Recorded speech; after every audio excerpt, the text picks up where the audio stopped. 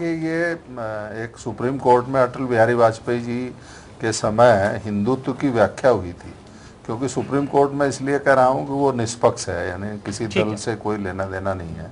तो उन्होंने कहा था कि हिंदू जो है वो एक दर्शन है, एक पद्धति है। हिंदुत्व किसी जाति विशेष तक बंद के रहे ऐसा नहीं है, ये सुप्रीम कोर्ट की टिप्पणी थी। और हिंदुत्व दर्शन के अंतर्गत अपने भारत की, यानी वैसे तो हम पूरी दुनिया की सुख समृद्धि के लिए शुभ कामना करते हैं, मंगल कामना करते हैं, लेकिन देश के लिए जो भी बन पड़े, देश की उन्नति के लिए, देश के भविष्य के लिए, उसमें ये त्याग जो आरएसएस के लोगों का है, जो हमारे सामने आता है।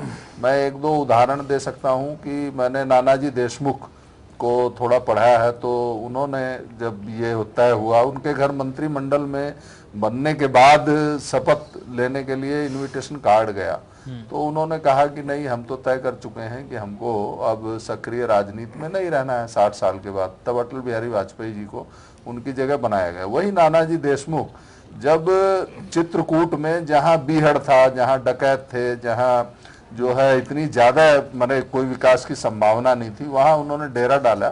और आज आप देखेंगे कि उस जगह को चाहे बिरला हो चाहे टाटा हो, सबने बड़ा सहयोग किया, सरकारों ने किया, और वो फल फूल के बड़ी हुई।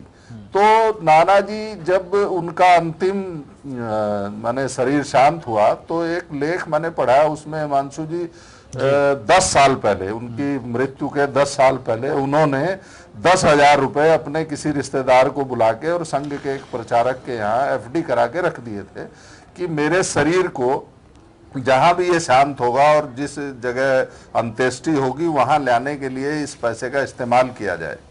यानी ये दर्शन की मैं बात कर रहा हूं। तो संघ में ऐसे एक नहीं अनेकों उदाहरण है।